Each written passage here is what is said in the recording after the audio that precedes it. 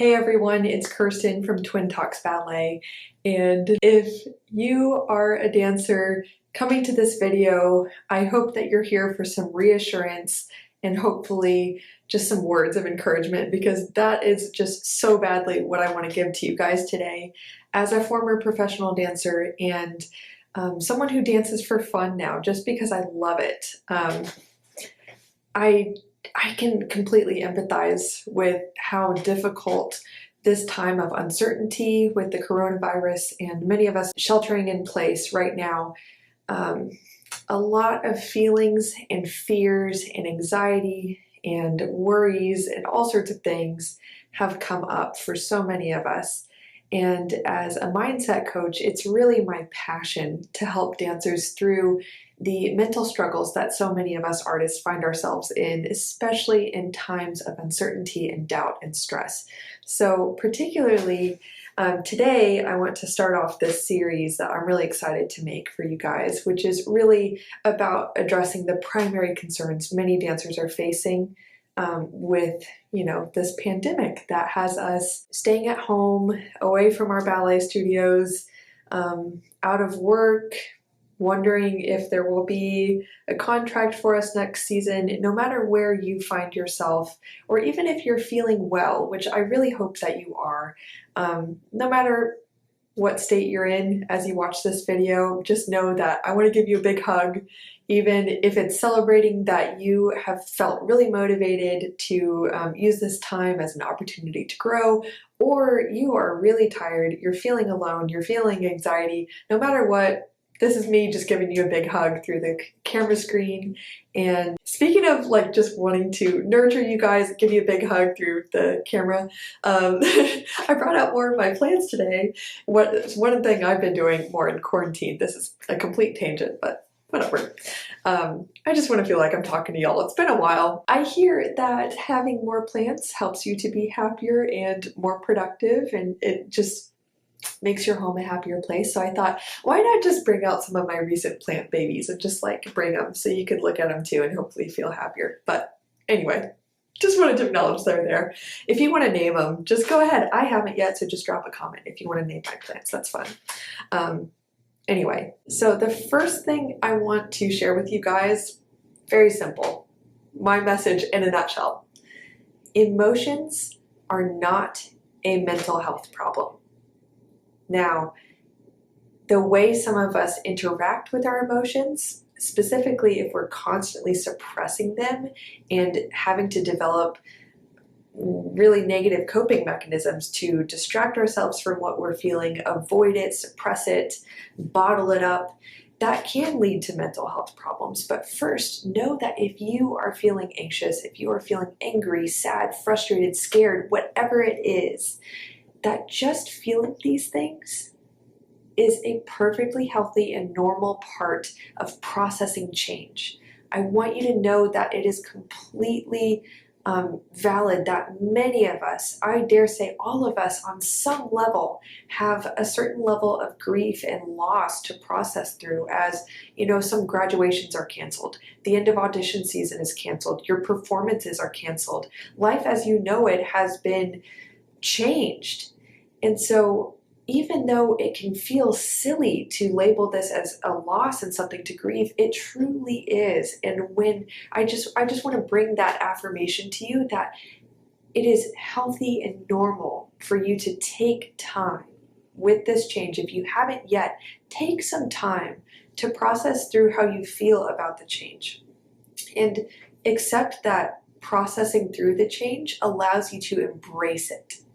Even if you need to have a good cry about it, whatever you need to do, recognize that it is perfectly healthy and normal to feel whatever you're feeling and to allow space to process through that, especially if you do choose to see it as, this is a loss. This is, something that is perfectly acceptable to grieve. And it is totally acceptable to go through just a brief, or however long you need to take, just a process of acknowledging that pain of the change, so that then once you're resolved with that grief, you've just seen it through, then you can start to take the steps of saying, okay, How is this time challenging me to grow? How is it an opportunity to grow? What do I have an opportunity to do in this time that I wouldn't otherwise? We don't always have to skip straight to being all chipper and looking for the opportunities and being super positive, because if you are going straight to that and just completely ignoring that you do feel sad, you're going to have to suppress that sadness. It's going to come up in uncomfortable and maybe just unproductive ways. You might store that tension in your body. It might turn into anxiety because you feel like you've tried to stuff it for so long that your body's like, I need to bring this up to your awareness. And you're like, no. You're going to have to constantly distract yourself to avoid processing that feeling. So do go through that process, whatever it is for you, journaling, crying, talking to a friend, taking a day for self-care or hours a day, several days, whatever you need to do. It's okay to mourn this change if that's what you need to do.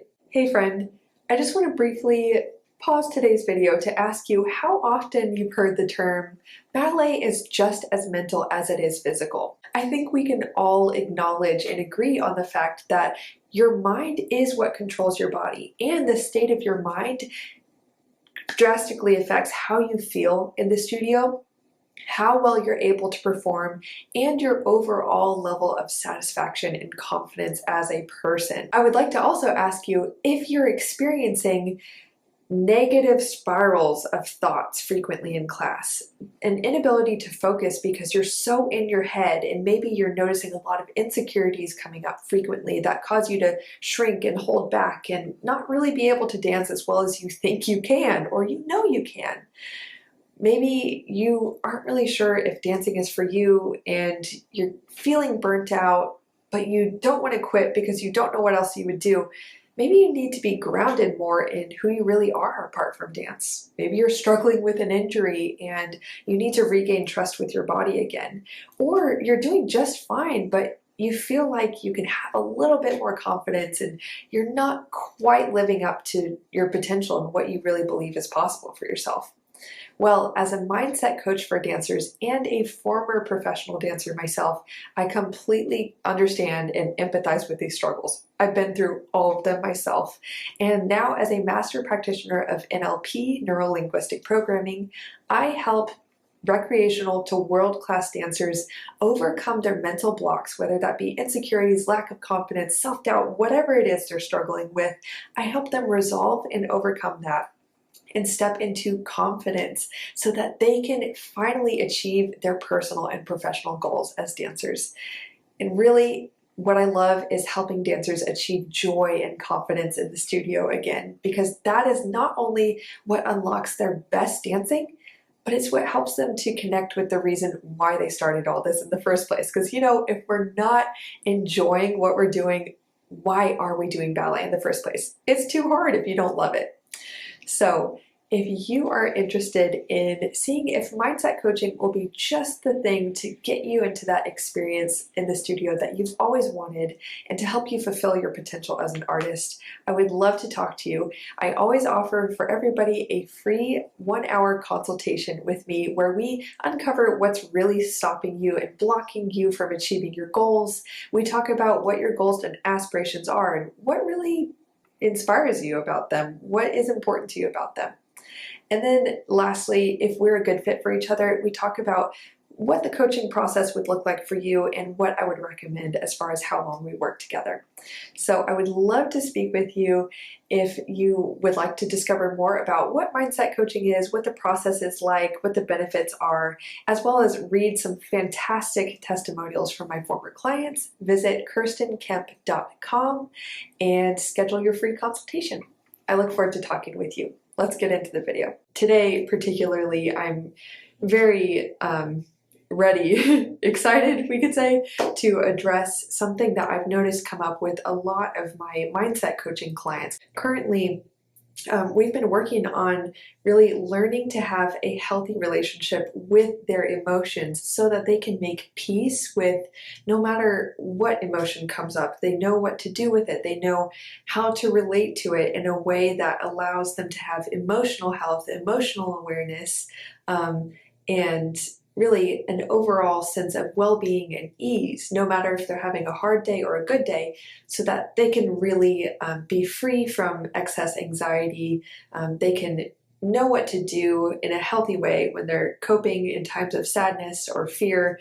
And I really want to just bring some of the key insights that have been coming from my sessions, and I want to share them with all of you. So if you're here for that, just keep on watching. So first, the reason I'm so passionate about sharing this with dancers particularly is because a trend I've noticed and something I have lived out myself. Like, believe me, everything I'm sharing with you today, I am currently living it. I'm working on walking it out myself. Like, these are things that I do in my own life and have particularly really delved into in the last 6 months or so. It's really changed my life. Just with the lifestyle and common mindset of a serious ballet dancer, it's so normal for us dancers to be so focused on being at an optimum state all the time, being productive, action-oriented, always being our best. We're really fixated on that. And so understandably, many times we kind of, as we grow older, form this relationship with more negative emotions, in which it's a relationship where we want to avoid them. We label them as bad, they're scary, they simply get in our way of productivity. Or you might think, oh, I want to be a positive person, which is a good thing, you know, that's great.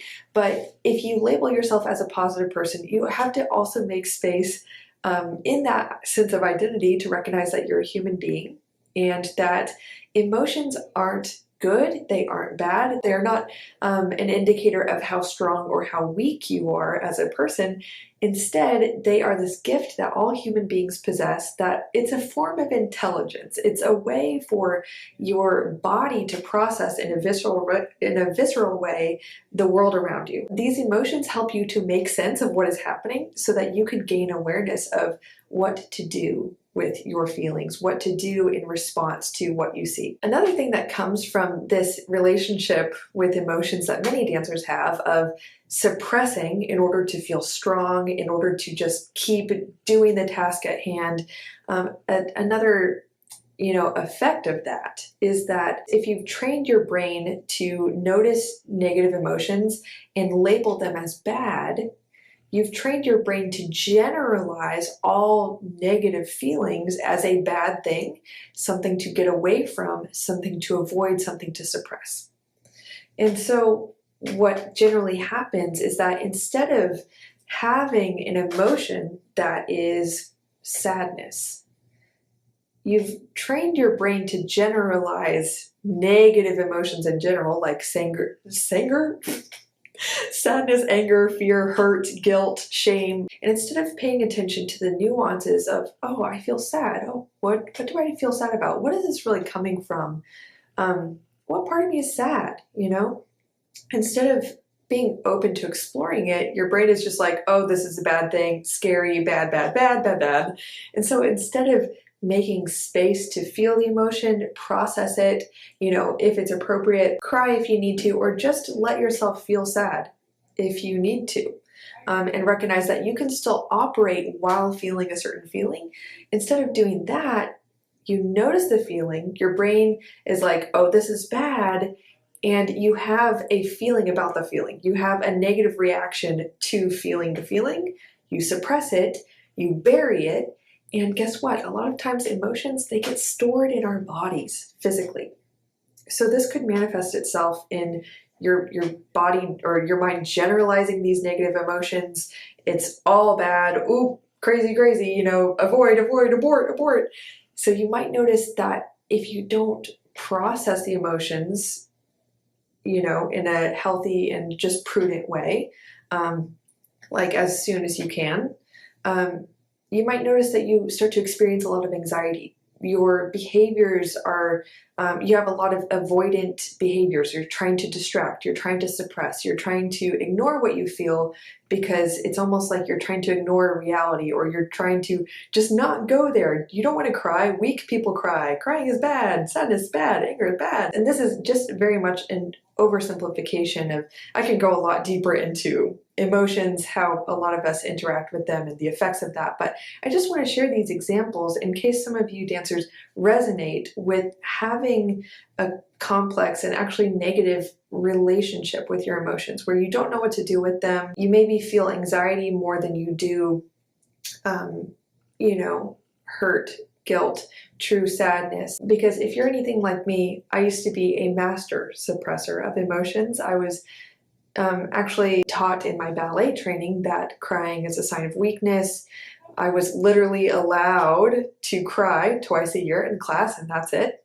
Like everyone was allowed 2 meltdowns, and that was all. People in my class, including myself, were shamed and humiliated for expressing emotion. And really, the message was subliminally or overtly with words, if you can't handle this emotionally, then you are weak. You're incapable of keeping up with us here.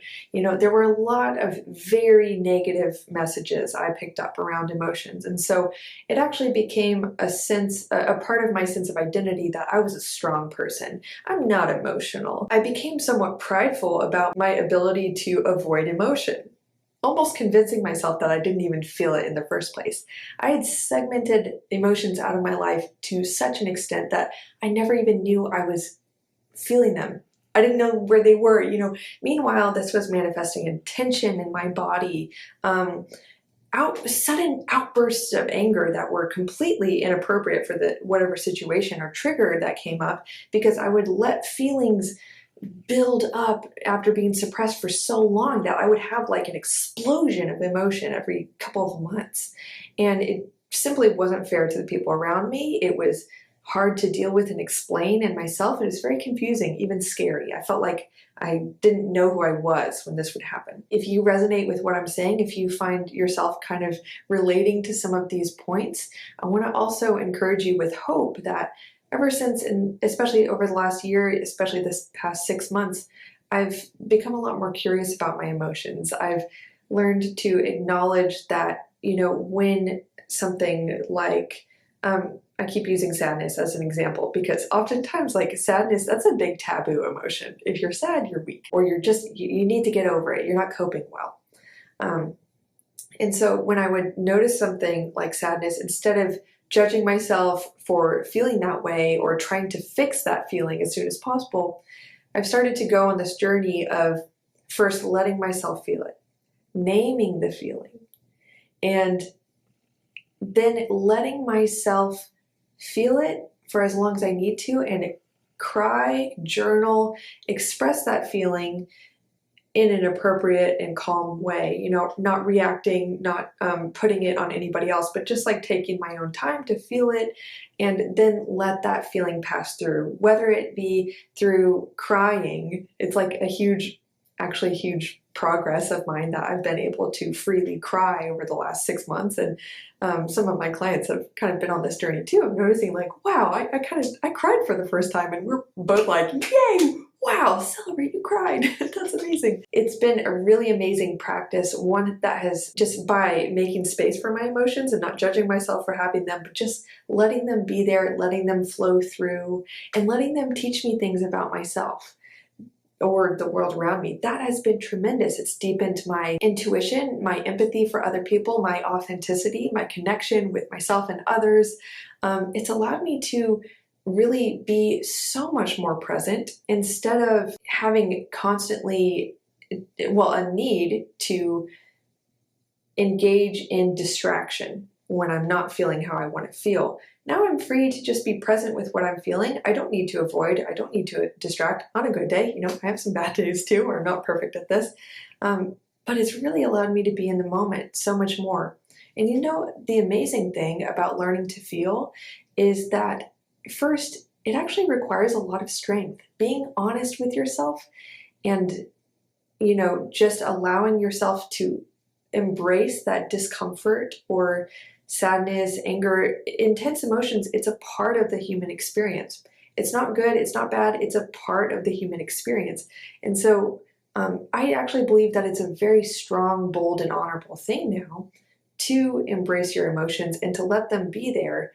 instead of trying to fix them, shove them away, because also this does wonders for your relationships with others.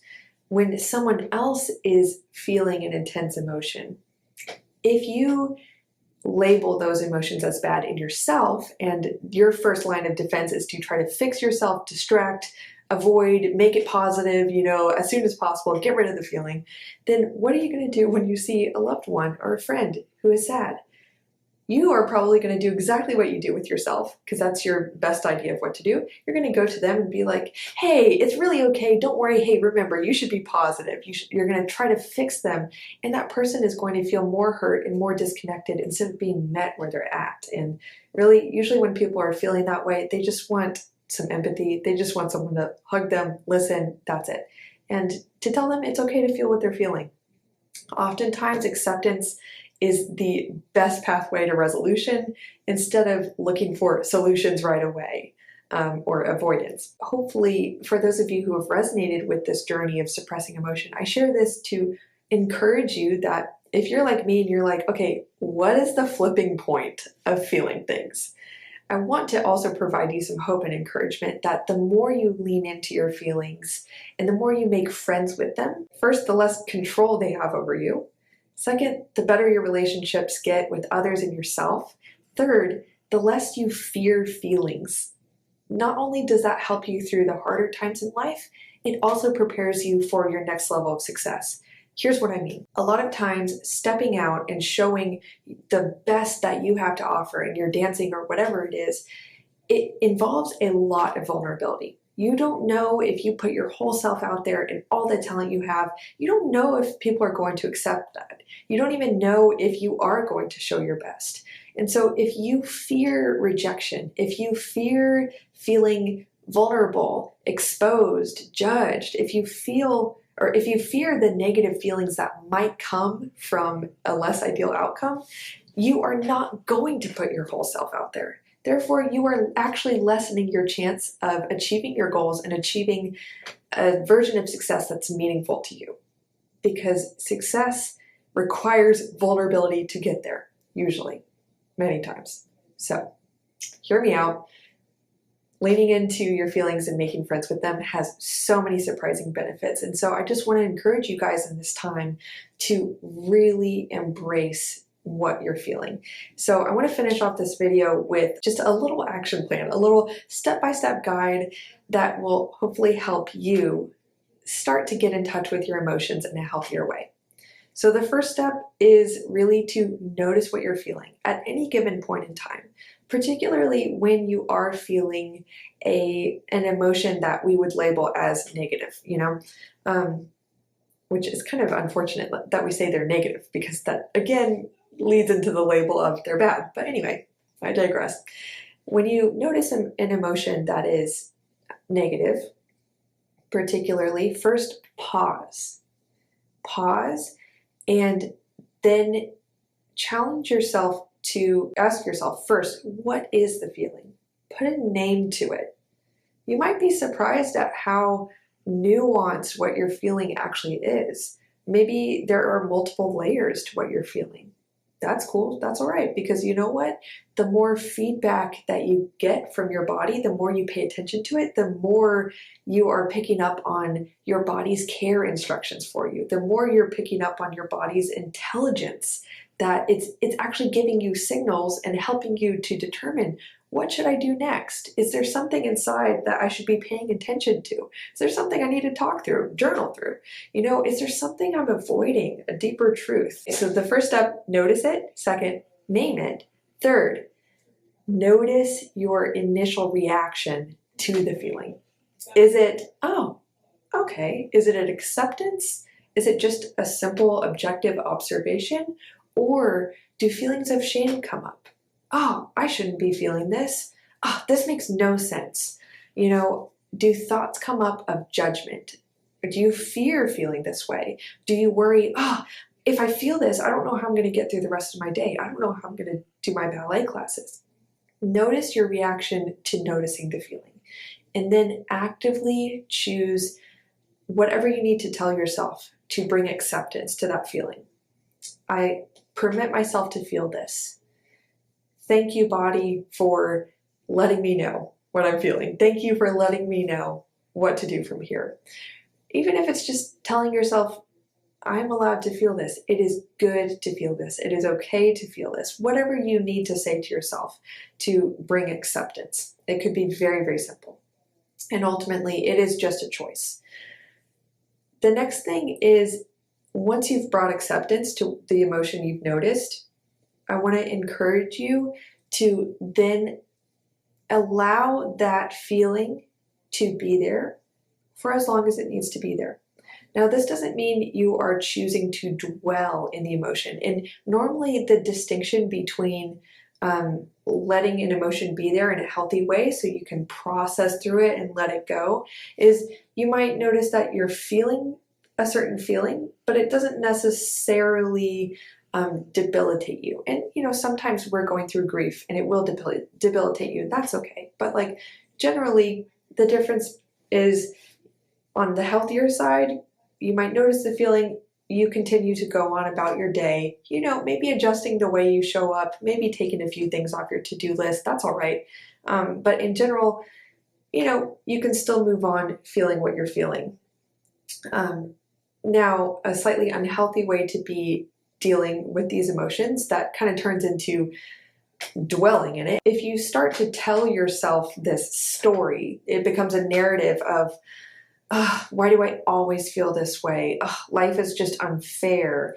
If it turns into a story that basically causes you to choose your outcome, you're choosing to believe that this is just what you're feeling because life is unfair, because things aren't going to get better. That's a choice. That's something you choose to believe. That's a story you're choosing to tell yourself.